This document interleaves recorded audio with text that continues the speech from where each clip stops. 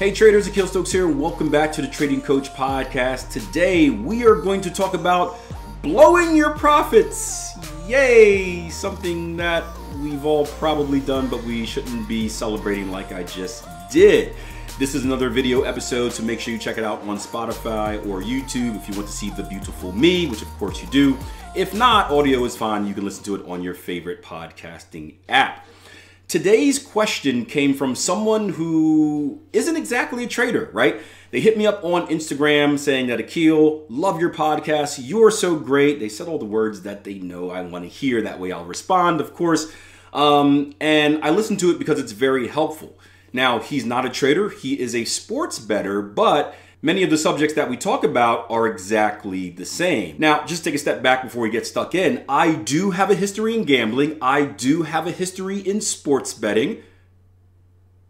I may or may not have people still looking for me for unpaid dues, but one of the things that I used to hate when I transitioned to trading is when people would say, Akil, isn't trading just gambling? Or Akil, trading is just gambling, right? This is very similar to a recent podcast I did breaking down the TradingView competition results where people said, oh, you're a day trader. Day traders can't be possible. The markets are rigged, blah, blah, blah, blah, blah, keeping the dance streak alive. Well, the same thing is for those who say that about trading. Trading is gambling, right? That's just an excuse because they didn't make it. The truth is, yes, trading is gambling. I didn't accept this until later on in my life, but just because gambling has a negative connotation kind of as a whole, because most people are losers, right? Just like in trading, it doesn't mean that it is a negative, right? There are professional gamblers out there in the casinos. There are professional bettors out there. Just check Las Vegas, right? You can be good at anything, right? Ultimately, your success or your failure is never dictated by someone else. It is 100% up to you. Yes, I know what you're going to say. Different circumstances lead to different things, but we're going to stick with that 100% up to you because that makes you feel confident and motivated. You should always give your all. So I actually became a better sports bettor and a better gambler once I was a good trader, because once I started trading and I learned what goes into trading, again, trading plan, the rule of probabilities, law of numbers, psychology, I actually transitioned that back to my gambling. And instead of just recklessly blowing money on random bets, I was actually making money. So these things do go hand in hand. And the specific problem that our gambler is having, right, is that he's good at what he does, right? What's the problem, Akil? Well, just like the Jesse Livermore story I told you back in episode whatever that was, right?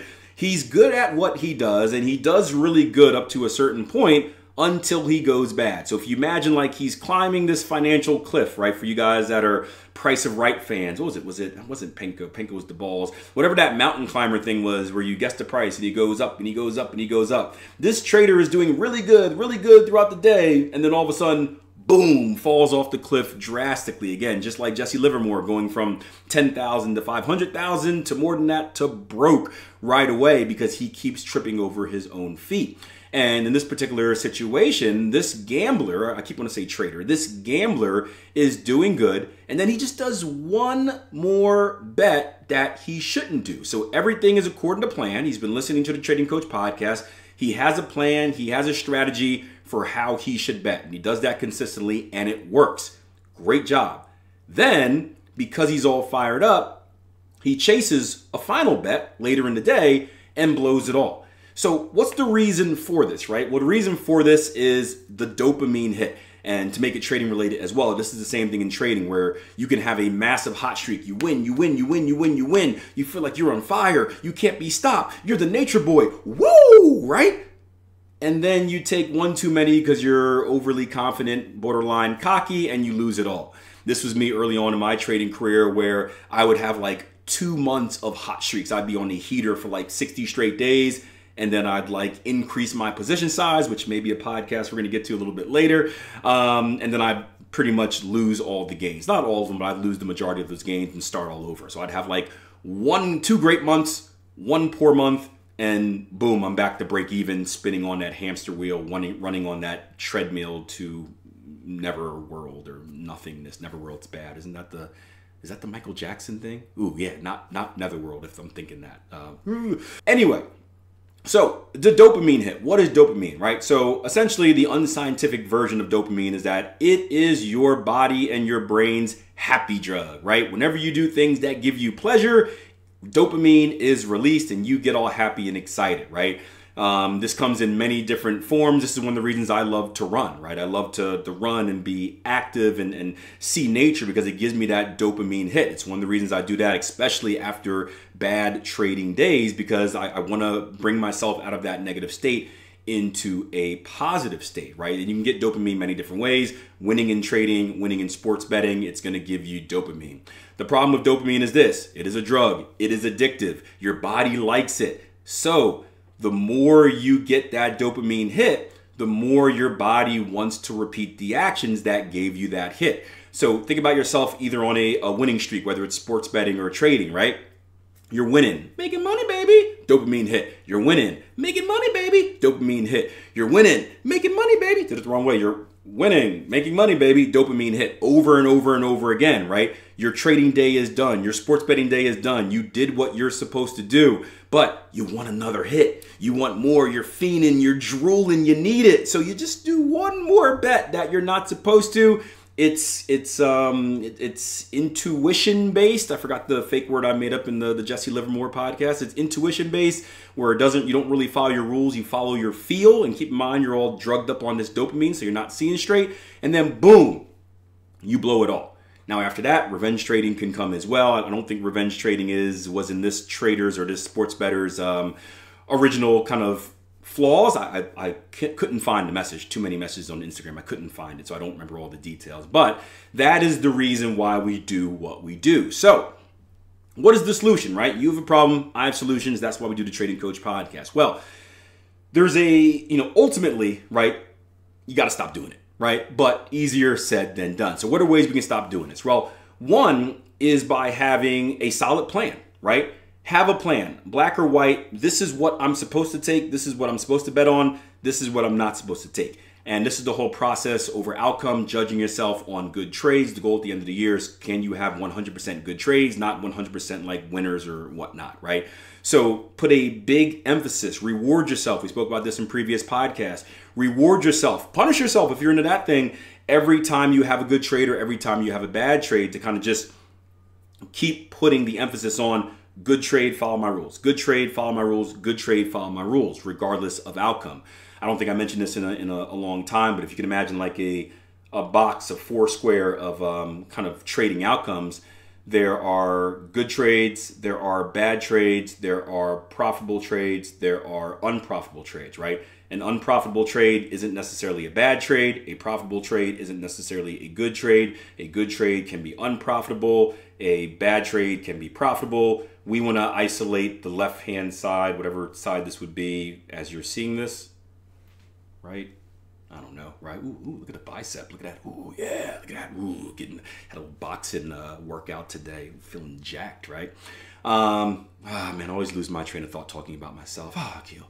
We want to isolate and try to focus on good and bad, and obviously have more good than bad trades. So that's one way. Have a plan and put the emphasis on that. Another one is having proper expectations, right? Well, what are proper expectations, right? Proper expectations mean we know what our system and strategy should produce. So, fast forward now, I still have hot streaks. I happen to be on a very hot streak right now. I probably jinxed it, knock on wood a little bit, but the last 2 weeks have been on fire. You can see, right? I switched from the normal black t-shirt and upgraded to the blue t-shirt because I've got all this extra money now. I can do different colors, woo, right?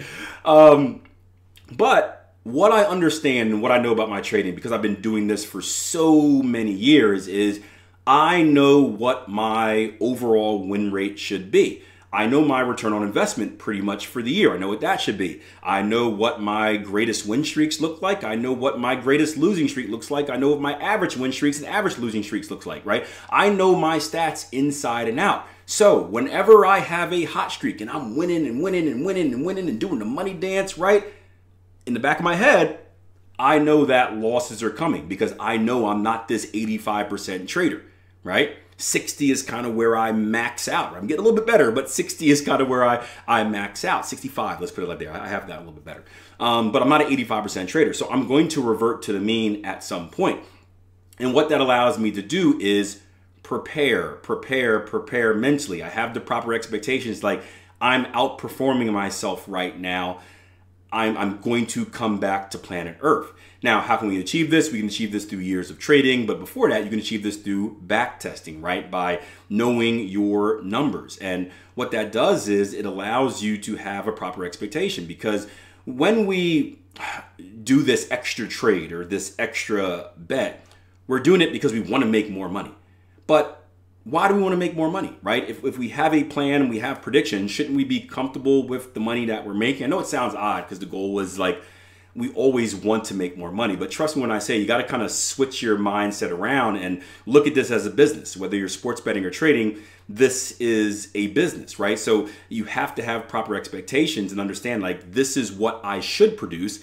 This is what I got on the day that lines up with my expectations. I don't need to get any more, right? I am done for today. I did my job, clock out, live the fight for the next day. So those are two solutions that you can use to kind of help yourself. There's a few others as well. One, run away from your computer, run away from your phone, right? Once you've hit your limit, so once you've done what you're supposed to do, your trading day is over, you've taken all the bets that you're supposed to do, right? Put that phone somewhere, go for a bike ride, go for a run, go on a nature walk. I don't care. Just like leave the place that allows you to do the bad thing that you're doing, right? Out of sight, out of mind. It goes back to the whole food thing where it's like, you know, when I am home and I walk past the fridge 100 times, I am always hungry because the fridge is always there. And in my mind, I'm like, man, I have to eat 10 times a day like I was when I was an athlete. But on days where I'm out and about, if I've got meetings, I can go like 5, 6, 7, 8 hours and I don't even notice that I'm hungry. All because I don't have that, stimulation? Is that what it's called? It's not, I feel like that's not the right word. That stimulated?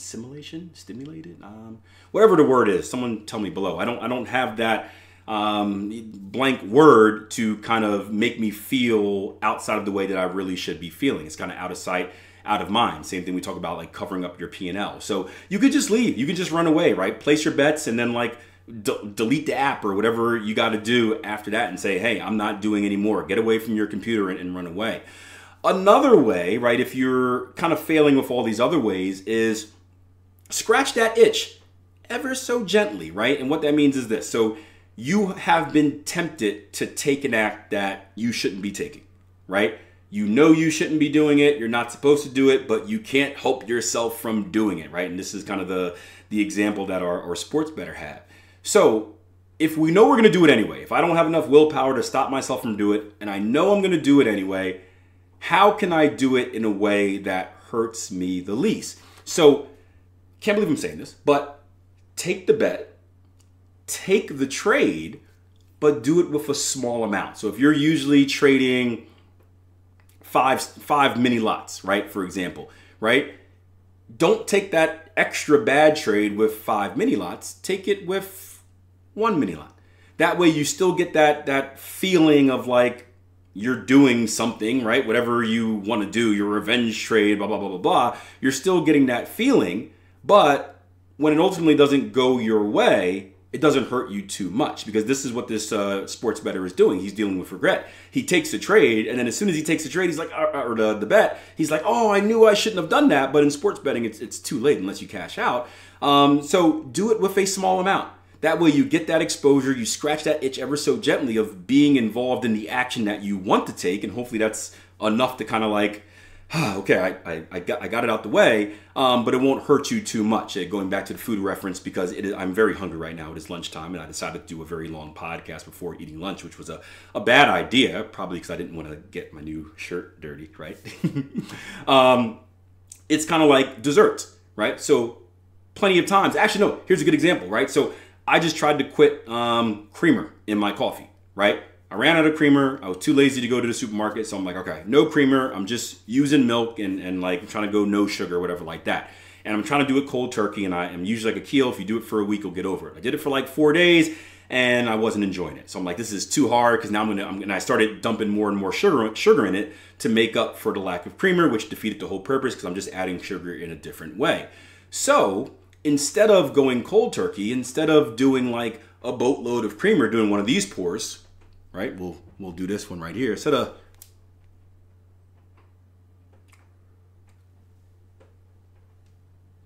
those type of pours, right? we're gonna do a little bit of it like this. We're gonna take it and do a little bit of a creamer. That way I get a little bit of that fix, but it's not disruptive. I'm gonna hold this here because I think this is a very cool cup, you know.